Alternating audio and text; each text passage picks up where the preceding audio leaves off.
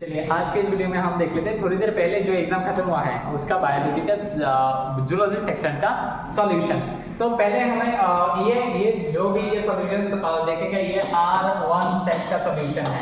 ठीक, ये R1 set का सॉल्यूशन। तो पहले क्वेश्चन हमारे पास एक मैचिंग, बहुत मैचिंग दिया है इस बार। तो मैचिंग में पहले मैचिंग हमारे पास दिया गया है पॉन्स। पॉन्स तो हम जानते हैं डिफरेंट रीजन को कनेक्ट करने वाला, तो ऑप्शन देखो और भागो। तो इसमें ये है कि connect different region of the brain. तो ए का शायद देखोगे तो तुम ए का 3 एक ही ऑप्शन में प्रेजेंट है, तो इसका आंसर हो जाएगा 1। उसके बाद सेकंड क्वेश्चन की तरफ बढ़ते हैं हम। Which of the following is not a component of fallopian tube. Fallopian tube का कंपोनेंट कौन सा नहीं है? इसमें इन पर्टिकुलर एम्ब्युलर कंपोनेंट है, कौन सा नहीं है? यूटेरन फाइंडस। फाइंडस तो मतलब यूटेरस का पार्ट है, तो ये होगा 152 का आंसर हो जाएगा 4। जो जिन लोगों का R1 सेट है इन लोग वो लोग डायरेक्टली मतलब कर सकते हैं इससे सॉल्यूशन, और जिन लोगों का भी दूसरा कोई सेट है वो क्वेश्चन के हिसाब से मिला सकते हैं अपना। और द टी आई प्लाज्मिड क्या है? Tumour inducing plasmid. T I plasmid है ट्यूमर इंड्यूसिंग प्लाज्मिड। ये है हमारे पास करेक्ट आंसर। तो 153 का हो जाएगा सेकंड पार्ट। उसके बाद इधर फिर से एक मैचिंग दिया गया है हमारे पास। मैचिंग में बोला गया है expiratory capacity. What is the expiratory capacity? Expiratory capacity is tidal volume plus expiratory reserve volume. हम जानते हैं breathing and exchange of gases का मतलब क्वेश्चन है। तो एक्सपीरिटरी कैपेसिटी होगा tidal volume plus expiratory reserve volume. तो ए का होगा सेकंड पार्ट। ए का सेकंड पार्ट अगर हम ध्यान से देखें तो 2 में भी है और 4 में भी है। 2 और 4 में, तो ये ऑप्शन तो नहीं होगा, ये ऑप्शन भी नहीं होगा। तो उसके बाद बी का देखते हैं हम। Functional residual capacity. Functional residual capacity होते हैं ERV प्लस RB। तो ERV प्लस RB कहाँ है? 4 में है, तो 4 होगा। तो 154 का आंसर हो जाएगा 4। उसके बाद 155 की तरफ चलते हैं हम। given below the two statement one is level। अच्छा, assertion reason बोला गया हमें। FSS act the ovarian follicle in the female and the LH lady cell in the male। But Leydig cell में FSS नहीं ऐड करता है, lady cell में कौन ऐड करता है? LH ऐड करता है। तो ये तो assertion गलत हो जाएगा। growing ovarian follicle secret estrogen in the female while the interstitial cell secret androgen in the male human being। तो ये तो हमारे पास गलत हो जाएगा और R हो जाएगा करेक्ट। तो A is false but R is true। तो आंसर हो जाएगा हमारे पास थर्ड पार्ट। उसके बाद 156 फिर से एक मैचिंग, बहुत सारा मैचिंग आया इस बार। लाइपेस हमारे लाइपेस। अच्छा, एक बार मैचिंग में एक बार हम मतलब जब क्वेश्चन देखें एक ही अब एक बार आप मतलब किसी से मैच कराइए और दूर चले भागे इधर से, ठीक है। तो 156 में हमारे पास दिया गया है लाइपेस। लाइपेस कहाँ दिखते हैं हम? लाइपेस देखते हैं हम ईस्टर बॉन्ड पे। ईस्टर बॉन्ड कहाँ पे? तो A का 2 होगा, 2 होगा मतलब 156 का सेकंड पार्ट। उसके बाद 157 में हमारे पास क्या दिया गया है? 157 में दिया गया है करेक्ट सीक्वेंस निकालने के लिए हमारे पास मतलब बोला गया है। तो करेक्ट सीक्वेंस क्या होगा? पहले तो होगा होमो एबिलिस के बाद आएगा होमो इरेक्टस के बाद आएगा निएंडरथल्स, देन आएगा होमो सेपियंस। तो आंसर इसका हो जाएगा थर्ड पार्ट 157। पहला A, उसके बाद D, then C, then B, ठीक है। तो 157 का हो जाएगा थर्ड पार्ट। उसके बाद 158 में हमारे पास क्या दिया गया है? इसमें से पूछा गया है कि कौन सा ऑटो इम्यून डिसऑर्डर है। ऑटो इम्यून डिसऑर्डर में मैं बोल देता हूँ, ये बुक में नहीं है लेकिन ये भी आता है ऑटो इम्यून डिसऑर्डर में। SLE ये भी आते हैं ऑटो इम्यून डिसऑर्डर में। तो E तो सब में होगा। और बाकी दो मतलब ये इसमें ध्यान भी नहीं दोगे ना तो फिर भी हो जाएगा, क्योंकि ये तो है गाउट डिस्ट्रॉफी, ये ऑटोइम्यून डिसऑर्डर नहीं है। ऑटोइम्यून डिसऑर्डर है हमारे पास एसिमिक रिडिस और रिमेटॉइड आर्थराइटिस, और ये है नहीं तो ये भी तो 158 का आंसर हो जाएगा फर्स्ट पार्ट। उसके बाद अगर हम इसके तरफ चले वाइडल टेस्ट किसके लिए करते हैं हम? टाइफाइड के लिए। तो C का 2 कहाँ है? तो C का 2 है 1 और 2 में। ये देखो 1 और 2 में, मतलब 1 और 2 में C का 2 है, तो ये दोनों हटा दो इधर से। और एलर्जी कहाँ मिलता है? डर्माटाइटिस में दोनों में है। और उसके बाद हीमोजाइन कहाँ पे रिलीज होता है? कॉमन कोल्ड होगा राइनो वायरस। अच्छा देखो इधर कॉमन कोल्ड होता है राइनो वायरस से। तो A का होगा थर्ड पार्ट। तो थर्ड पार्ट पता चल गया, हमें सब पता चल गया। देखो 159 का होगा सेकंड पार्ट। उसके बाद चलते 160 की तरफ। 160 में क्या दिया है हमारे पास? कार्टिन पैटर्न के ऊपर ध्यान दो फिर से। कार्टिन पैटर्न में मतलब कार्टिन पैटर्न कहाँ दिखते हैं हम? सिलिया और फ्लाजेला में। तो B का होगा सेकंड पार्ट। B का सेकंड पार्ट देखो 8 में ही है ऑप्शन नंबर 1 पे। तो ऑप्शन नंबर 1 हो जाएगा हमारे पास आंसर। उसके बाद ये और एक मशीन दिया गया है एनिमल किंगडम से, एक जबरदस्त एक क्वेश्चन इसमें बोला गया कि मैच करने के लिए प्लीरोबाशिया जो होता है ना वो टिनोप्लेना होता है। टिनोप्लेना कहाँ है? एक का दो में है, मतलब ऑप्शन नंबर 1 में भी 2 है और 2 में भी 2 है। ठीक है, तो चलते हैं रेडुला है हमारे पास, मोलास्का रेडुला है, मोलास्का तो बी का होगा फर्स्ट पर, तो आंसर हो जाएगा हमारे पास 161 का आंसर है 1। 3 टाइप्स ऑफ द मसल हमारे पास दिया गया है, एक पहला है स्केलेटल मसल, उसके बाद स्मूथ मसल, उसके बाद हार्ट मसल। तो स्केलेटल मसल जो हमारे पास है वो ट्राइसेप्स नहीं होते, बाइसेप्स होते, तो ये तो नहीं होगा स्केलेटल मसल, वॉल्यूंटरी होते हैं और स्मूथ नहीं होते, तो ये तो आंसर बिल्कुल भी नहीं होगा। और इसमें से ये ट्राइसेप्स नहीं होगा, आंसर हो जाएगा हमारे पास सेकंड पार्ट। 163 की तरफ चलते हैं। 163 में हमारे पास क्या दिया गया है? 163 में दिया गया है कि पैकेटिंग, चलो पैकेटिंग के ऊपर ध्यान देते हैं पहले। पैकेटिंग में होता है appearance of the recombination nodules, और लास्ट स्टेज डिप्लोइडिक डायकिनेसिस। डायकिनेसिस में क्या होता है? साइनेप्टोमल जो कॉम्प्लेक्स होता है, टर्मिनेशन ऑफ द कैस्मेंट होता है, तो डिप्लोइडिक डायकिनेसिस, डायकिनेसिस का होगा सेकंड पार्ट, मतलब ए का होगा 2, ए का 2 एक नहीं है, 163 का आंसर हो जाएगा हमारे पास सेकंड पार्ट। उसके बाद 164 में डाउन सिंड्रोम के ऊपर ध्यान दो। डाउन सिंड्रोम होता है कहाँ? 21 क्रोमोसोम में, 21 नंबर क्रोमोसोम, मतलब ए का होगा 3, ए का 3 एक नहीं है, किसमें? सेकंड में, तो 164 का हो जाएगा सेकंड पार्ट। उसके बाद which of the following statement is incorrect? Incorrect है most commonly used variator of the steering type. Incorrect पूछा है हमारे पास, मतलब कौन सा गलत है ये देखना है। प्रोड्यूस स्मॉल स्केल नहीं, ये लार्ज स्केल होगा, तो आंसर हो जाएगा इधर सेकंड पार्ट, 165 का होगा सेकंड। उसके बाद पेट्रोमाइजोमाइसिन लैम्प्रे हैगफिश, एक्सोइटस फ्लाइंग फिश। इधर फिर से एक मछली दिया गया है एनिमल किंगडम से। एक्सोइटस जो होता है ना फ्लाइंग फिश होता है, फ्लाइंग फिश मतलब डी का होगा 4, डी का 4 मतलब ये ऑप्शन नहीं होगा, बाकी सारे का होने का बहुत चांसेस है। पिछली जो है ये सॉ फिश है, सॉ फिश मतलब सी का होगा सेकंड पार्ट, तो सी का सेकंड पार्ट एक नहीं है, तो आंसर हो जाएगा इसका फर्स्ट, 166 का आंसर होगा फर्स्ट पार्ट। उसके बाद द फॉलोइंग, अच्छा इसमें जो पूछा गया ना ये x और y, x और y को पहले हमें पहचानना चाहिए। x जो है इधर है ori side, O R I side, और ये है आर ओ पी, तो ये ओरिजिन ऑफ रेप्लिकेशन देन ये प्रोटीन से रिलेटेड। तो the gene x is responsible for the complete controlling the copy number. हमें पता है कि ओरी साइड जो है कॉपी नंबर कंट्रोल को मेजर करते हैं, मतलब इसके लिए रिस्पांसिबल है, और y जो है आर ओ पी ये प्रोटीन से रिलेटेड है, तो प्रोटीन जो है तो आंसर होगा इसका फर्स्ट पार्ट। और उसके बाद चलते हैं क्वेश्चन नंबर 168 के तरफ। The statement the presence and absence of the hymen is not the reliable indicator of the virginity, नहीं ये not the reliable indicator of the virginity, ये बिल्कुल सही बात। प्रेजेंस और एब्सेंस ये मतलब रिलायबल इंडिकेटर नहीं है वर्जिनिटी का। और जो hymen is torn during the first coitus only, नहीं फर्स्ट क्वाइसियस में हाइमेन जो है वो टर्न नहीं होता, और भी बहुत रीजन हो सकता है। तो स्टेटमेंट 1 इज ट्रू और स्टेटमेंट 2 जो है, statement 1 is true and statement 2 is false. Consider the following statement, annelids are the true coelomate, ये बिल्कुल सही बात। Poriferans are the pseudo coelomate, नहीं पोरिफेरा तो सिलोम कहां से आएगा, वो डिप्लोमास्टिक है। Acoelomate are the acoelomates are acoelomate, ये भी गलत बात है। प्लैटिहेलमिन्थिस आर द स्यूडोसिलोमेट, नहीं प्लैटिहेलमिन्थिस भी प्लैटिहेलमिन्थिस एस्चेरोमिन्थिस, तो प्लैटिहेलमिन्थिस भी स्यूडोसिलोमेट नहीं है। तो इधर पूछा गया है हमें कौन सा ऑप्शन करेक्ट है, करेक्ट ए ओनली। उसके बाद 170 में हमारे पास दिया गया है in nephron the descending limb of the loop of Henle is impermeable to the water, नहीं ये इम्परमिएबल नहीं, ये बिल्कुल क्या होता है, ये बिल्कुल परमिएबल होता है, मतलब तो ये गलत बात है। The proximal compressible is line में simple columnar valvular simple cuboidal होता है, मतलब होगा या इधर शायद, तो both A 1 and 2 are the false, तो 170 जो है 170 का हो जाएगा फर्स्ट पार्ट। उसके बाद सेल साइकिल हमें मतलब कैसे सेल साइकिल चलता है ये देखना है। पहले तो हमारे पास आता है कौन सा स्टेज आता है पहले हमारे पास आता है G1 फेज। अच्छा चलो पहले तो होगा साइटोकाइनेसिस, साइटोकाइनेसिस के बाद होना स्टार्ट करेगा हमारे पास कौन सा स्टेज, कैरियोकाइनेसिस। कैरियोकाइनेसिस में आएगा पूरा स्टेज। अच्छा पहले होगा हमारा G1 फेज।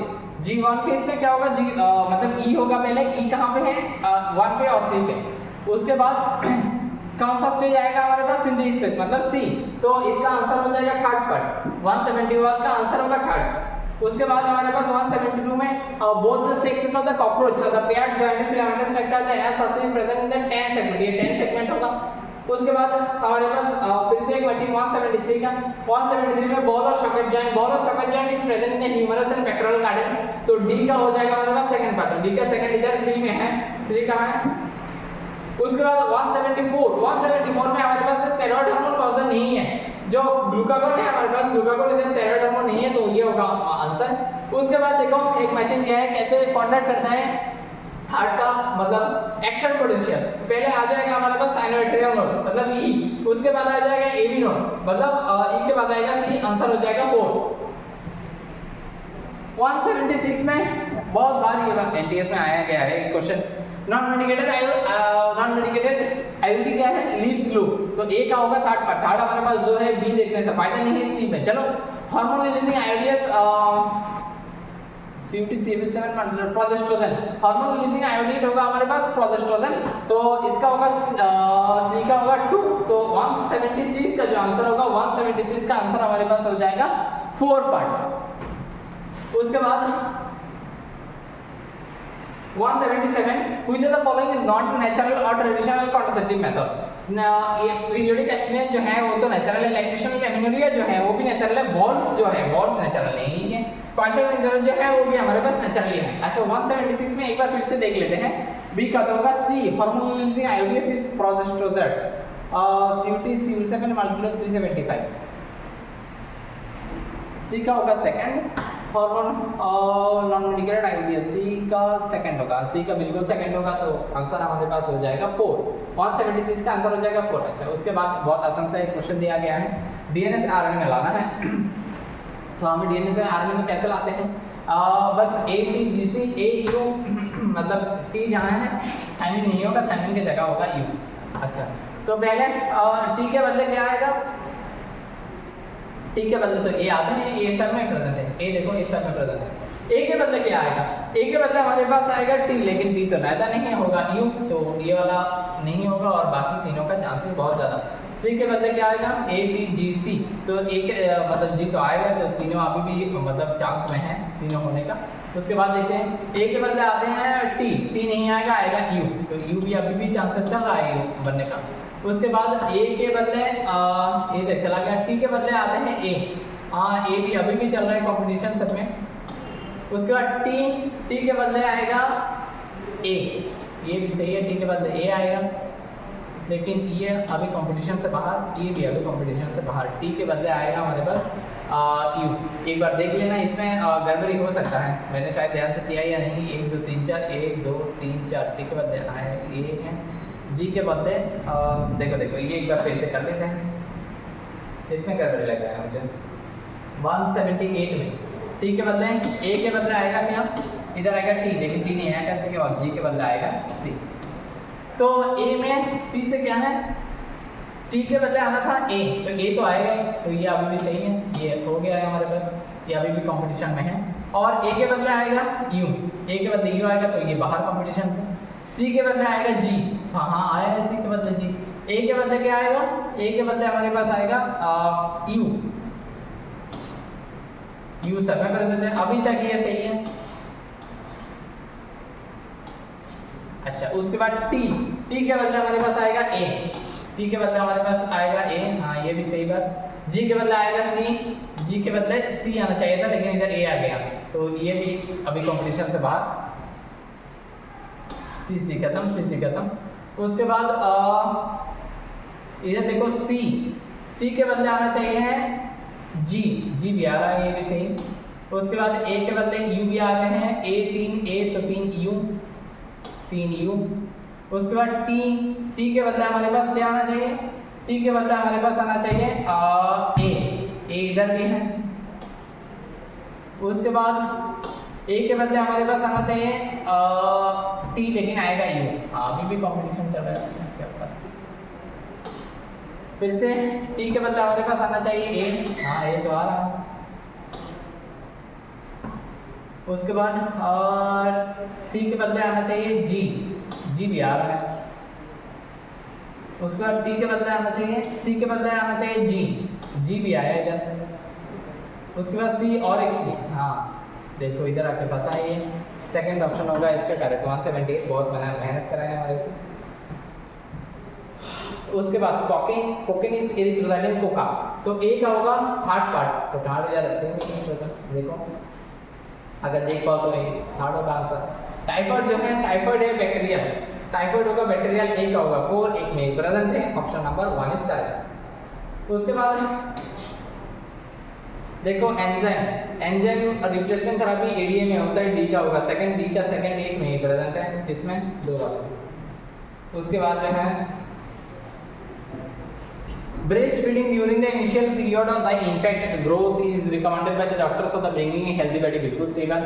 और constant antibodies absolutely essential for the development of the resistant the newborn baby, बिल्कुल ए और आर दोनों करेक्ट है, R is the correct explanation of assertion, बिल्कुल सही बात है। और the flippers of the penguin and the dolphin is a example of the divergent evolution. Which of the following factors are the favorable for the formation of the oxyhemoglobin in the alveoli? High PO2 होना चाहिए, बाकी सारा less होना चाहिए, लो ये high होगा, 185 का answer हो जाएगा फर्स्ट वर्ड। उसके बाद unicellular glandular epithelium is goblet cell, unicellular glandular epithelium, unicellular goblet cell, A का होगा थर्ड पार्ट कहाँ है, सेकंड में है, तो 186 का आंसर हो जाएगा सेकंड वाला part. which of the following statement is given regarding the juxtamedullary nephron? juxtamedullary nephron बहुत डीप जाता है, loop of the handle और the juxtamedullary nephron runs deep into the medulla, इसका आंसर हो जाएगा 187 का सेकंड पार्ट। उसके बाद इधर 188 में क्या होता है, फैक्टर्स GnRH LH जो है LH कहाँ पे जाएगा, ये है B, फॉर्मेशन है A B C D correct, B LH act करेगा, एंडोजन बनाएगा लेडिक सेल में ऐड करेगा, तो बिल्कुल interstitial cell Leydig cell interstitial cell होगा इसका आंसर। पहले तो GnRH इसका ICH में जाएगा और फैक्टर्स C में जो आएगा C होगा इधर, रुको एक बार रुको, इधर लेडिक सेल LH ऐड करेगा लेडिक सेल में, तो B होगा इसका आंसर, मतलब B होगा इसमें लेडिक सेल। GnRH पहले आएगा,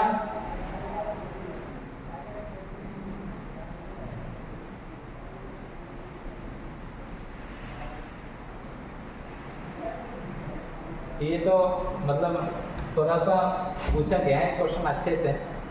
पहले तो LH ऐड करेगा लेडिक सेल में, तो आंसर तो है इधर 2, मतलब 3 और 4, इसमें C वाला ऑप्शन दिया है, A में दिया है ICHH और इधर दिया है FSH और C में होगा सार्टलिसेस, FSH सार्टलिसेस देन स्पर्मेजेनेसिस, इसका आंसर हो जाएगा 4 पार्ट। देखो A B C D, जो A दिया है इधर मेरे हिसाब से तो FSH होना चाहिए और B जो है इधर लेडिक सेल होना चाहिए और C जो है सार्टली और D स्पर्मेजेनेसिस होना चाहिए इधर। उसके बाद हमारे पास P वेव दिया गया है, P वेव में क्या है हमारे पास, P वेव है डिपोलराइजेशन ऑफ द एट्रिया, तो A का 3 एक में ही प्रेजेंट है, कहाँ पे है, ऑप्शन नंबर 1 पे, तो 189 का जो आंसर होगा 1। उसके बाद 190 में bone marrow is the main lymphoid organ fire the all blood cell including lymphocyte the produce both the bone marrow and the thymus are the provide microenvironment for the development of the maturation of the T lymphocyte, दोनों ही statement correct है, तो both statement 1 and 2 is correct. 190 का जो है 190 का हो जाएगा 4। उसके बाद 191 the Gauss competitive exclusion principle states that the two closely related species competing for the different resource cannot be exist indefinitely, ये तो बिल्कुल सही बात। according to Gauss principle during the competitive inferior will be eliminated, this may be true for the resource are limiting, ये भी बिल्कुल सही बात है। तो 191 का जो आंसर होगा both statement 1 and 2 are true हो जाएगा इधर। उसके बाद 192 में हमारे पास दिया गया है एक्सपोथाल्मिक गॉइटर एक्रोमेगाली, अच्छा एक्रोमेगाली होता है excessive secretion of growth hormone से, तो बी का होगा 4 पार्ट, बी का 2 पार्ट इधर है, तो ए देखने से कोई फायदा नहीं है, एक का नहीं होगा। और क्रेटिनिज्म होगा hyposecretion of the thyroid and the stand growth, तो आंसर हो जाएगा इधर हमारे पास क्रेटिनिज्म हाइपोसिक्रेशन सी का 2 होने से हाइपोसिक्रेशन ऑफ द थायराइड, सी का होगा हमारे पास 2 और ए का 3 बी का 4, ऑप्शन हो जाएगा हमारे पास सेकंड वाला 192 का हमारे पास हो जाएगा सेकंड वाला ऑप्शन। उसके बाद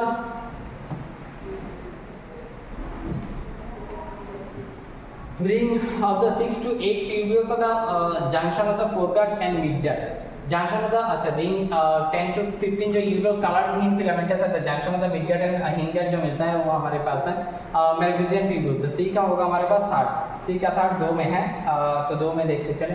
The structure of the use for the storing of the food, storing of the food is crop. तो इधर आंसर हो जाएगा हमारे पास 4, but 193 का आंसर हो जाएगा हमारे पास 4 वाला.